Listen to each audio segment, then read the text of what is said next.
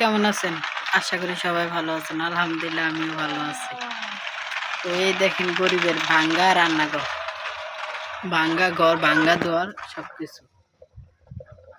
আর এই যে হলো আমার বড় ননাসের ছেলে। তো সবাই আমাদের ভিডিওগুলো দেখবেন, সাপোর্ট করবেন। আর আমি কালকে বা সোমবারে বা মঙ্গলবারে চলে যাব। তো সবাই আমার জন্য দোয়া করবেন বেশি বেশি করে। এই যে রান্না করতেছি আমি, এগুলো চেনেন কিনা জানি না। আমাদের দেশে বলে কয় গোবরের মুঠা, আর এখানে বলে গোবরের লাঠি। মানে এক এক দেশের এক একটা ভাষা। আমাদের দেশে বলে গোবরের লাঠি, আর এই দেশে বলে গোবরের মুইঠা। ও আমাদের দেশে বলে গোবরের মুইঠা, আর এই দেশে বলে লাঠি।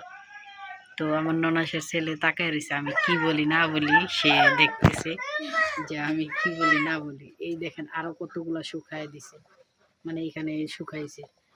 তো এগুলা এখনো শুকায় নাই, সেই জন্য আর কি রান্না করতে পারি না।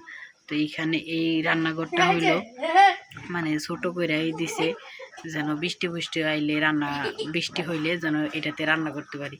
তো চারা কিনার দিয়ে লার্কির মতো একটি দিছে, জঙ্গল, ওই যে কি বলে কি গাছ আমি চিনি না। তো সেই গাছগুলা দিছে, এগুলা দেওয়ার কারণে শুকায় গেছে, এই কারণে এরকম দেখা যায়।